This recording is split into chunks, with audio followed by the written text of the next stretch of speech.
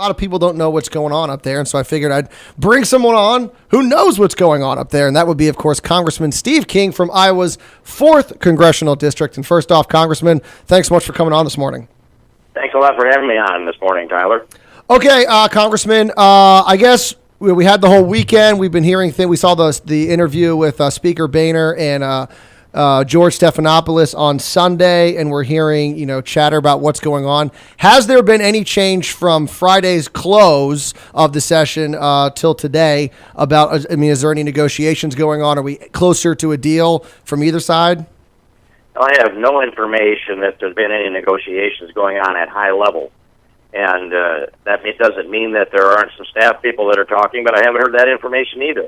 So we did in the House, though, act again and pass legislation on Saturday around noon to fund the federal employees specifically. Mm-hmm. And that's something that passed unanimously by a vote of 407 to nothing. And you wonder, where are those other folks? There are 435 members of the House.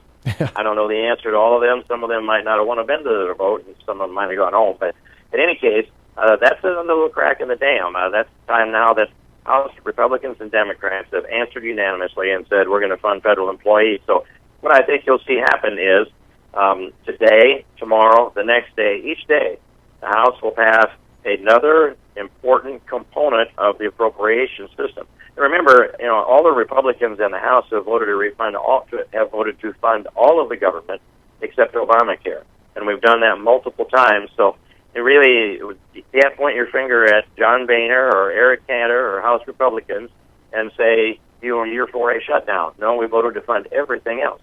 And the President of the United States is just simply throwing a political tantrum. His position apparently is, if I can't have all that I demand for with Obamacare, then none of the government's going to be able to run. That's where we are at this impasse, and it's not clear to me where it ends.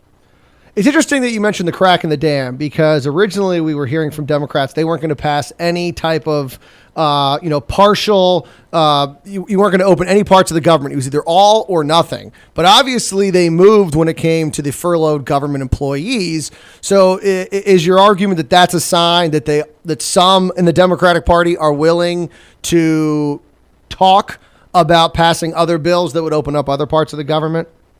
Well, yes, I think it is. Or maybe they don't want to talk, but they're willing to work for it. And so if they're willing to do that, then conversation is a secondary part, I guess. But no, I see it happening. And there's tension there, too, that didn't exist before. After a while, you get into the arena, and you build pretty good relationships with the other side. And I find that if things are operating normally here, I'm always trying to get my Republican colleagues to move in my direction. And over a period of 3 or 4 weeks, the tension kind of builds within the conference because I want to pull them in a place they're kind of reluctant to go. But I get along fine with the Democrats because I know they're wearing the other jersey, and they go out there trying to take me on every day. But a normal circumstance, though, is friendly relationships with certain Democrats. But now I'm seeing that tension build up. Democrats are feeling the pressure. Republicans are pulling together, and the places where I thought there was tension among the Republican conference seem to be reduced, not disappeared. And we're getting stronger. John Boehner's getting stronger. Eric Cantor's getting stronger, and they need to be braced up. They're doing their job right now. Now, I think pretty much every pundit thought that the longer this shutdown went on, that it was going to hurt the Republicans, and that was sort of the argument we were seeing from everyone. But there's been sort of this outside factor I don't think anyone planned on, and it's something that you have personal experience with. Because what we've seen happen is and I saw a report this morning from Byron York from the Washington Examiner that really only 17% of the government is shut down. And the majority of Americans, unless you're living in D.C. or, major metropolitan cities, you're not going to see that big of an impact of the federal government shutting down. So what has happened, and many Republicans are calling this out, is that Democrats are shutting things down that didn't get shut down in the last shutdown, such as open air memorials. This morning, everyone's talking about the Amber Alert being shut down, and they're doing it to sort of over dramatize how bad this shutdown is. And I think the Republicans, yourself included, have done a good job of exposing this as a fraud, that they're shutting these down even though they should be open. And I think that could have a huge backfire for the Democrats and them being able to sell this as being, that the Republicans are causing all of this. I think that them kind of, going about closing these open air memorials and the World War II veterans not being able to go to their memorial, I think that's going to hurt Democrats more than Republicans. Well, then it should, Tyler. That there's unnecessary on the part of the White House. And I have spent, I was there Tuesday morning. I went out there to meet the Mississippi World War II vets on their honor flight, although Mississippi is a long ways from Iowa because I had Iowans coming in right behind them, and I wanted to make sure that those vets got into the World War II memorial. When I arrived there ahead of the buses, and there were a small group of us that made sure that Mississippi flowed in, and one of the really glorious things about it was the bagpipes arrived just at the time that the barricades were pulled aside, and they led those Mississippians in with bagpipes, and they rolled in their wheelchairs, and they walked in, those that could, looked at their memorial with awe. And I will tell you, there wasn't a dry eye in the house. That felt so good. And then the Iowans came right behind. I learned later that had we not had the barricades down for them, they brought along also Korean and Vietnam War veterans, and they were going to go see all the memorials. And they pretty well did, with the exception of Lincoln. But I've been down there every day except Wednesday. It started on Tuesday morning, and Wednesday there were a lot of reinforcements. They didn't need me. But that includes Saturday, it includes Sunday, yesterday, and simply this, what is going on is, I did an interview right down inside the World War II Memorial with the Chinese, I'll call it the mainland China TV network. And finally I just decided I'll boil this down so even people in China understand. I said, our Commander-in-Chief, the President of the United States, the Commander-in-Chief of our armed forces, has ordered the closure of these open-air memorials that have never been closed before, including World War II and the Vietnam Wall, the Korean Memorial, and also, you can say, the Lincoln Memorial. There's a couple of conflicting reports on that. But I said this, he is borrowing money from China to rent barricades and rolling forklifts in and calling park rangers and officers off of furlough in order to build these barricades around the memorials, and then posting extra security forces to keep the veterans out. That's what was set up for Tuesday morning.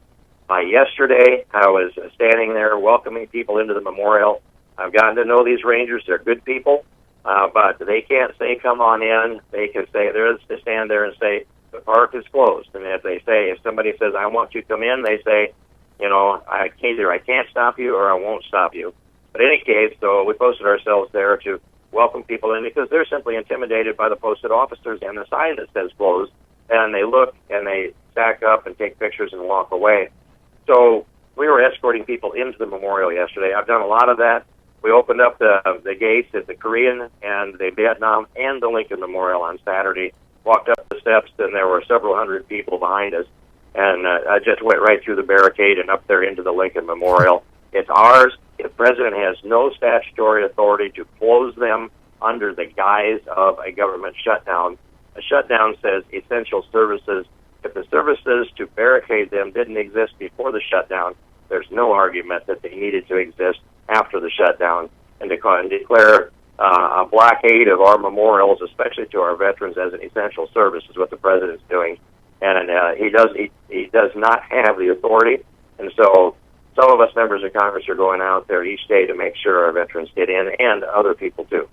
It's interesting that you mentioned China because a friend of mine, his girlfriend lives in China, and she called him in a panic on I guess Wednesday morning at like 2 o'clock in the morning because she heard that the United States government had been shut down, and she didn't know what that meant, and she wanted to call to make sure he was okay, and he had to explain to her that no, it's not that big of a deal with regards to 83% of services are still available. Now, as we all know, this is a debate about, of course, the continuing resolution, but more people have said that the debt ceiling that we're about to hit is the bigger issue.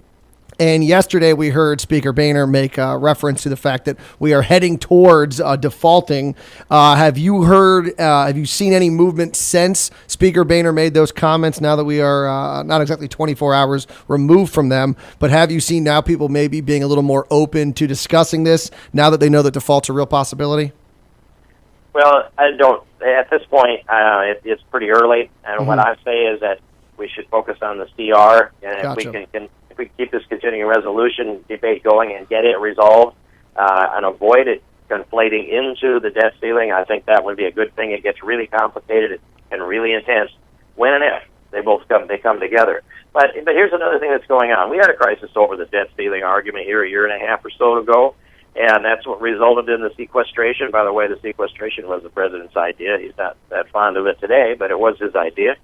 And but part of the rhetoric then was the thing that I'm hearing again now, that when the president or his people, maybe his Secretary of the Treasury, announces whatever the hard date is that we come up against the debt ceiling, then any moment after that date, according to their characterization, is default on the debt. And a number of us have known for a long time and made the case strongly that's not the case. We have plenty of money coming in to pay the interest and to service the principal on our debt. That would be the definition of default, if we didn't pay the interest and the principal and roll the principal over on our debt. And so we have plenty of money to do that and pay our way down through 60% of the obligations, the federal obligations of the federal government.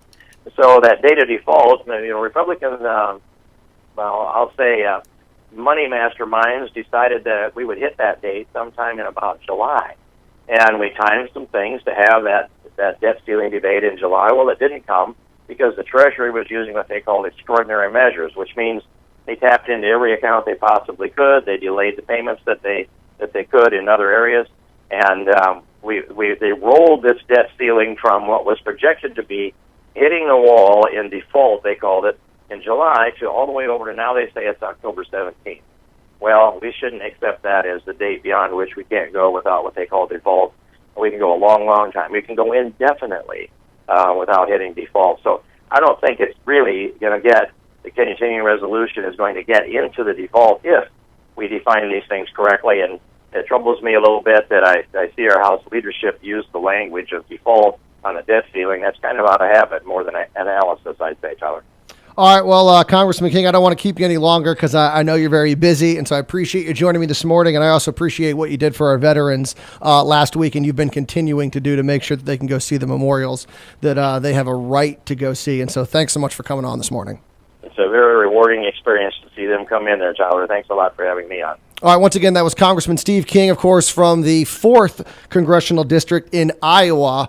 Of course, you've also seen his name in the news for helping to make sure our veterans are able to see the memorials that they have a right to go see. All right, we got to take a quick break here. We'll continue this discussion about what's going on up in Washington, D.C. with regards to, of course, the government shutdown. How bad is it? Well, we'll continue discussing that. It's not as bad as they're making it out to be. It is 8:20 on this Monday, October the 7th. We'll be right back. This nut job actually knows what he's doing. Tyler Cralle, only on 980 The Way.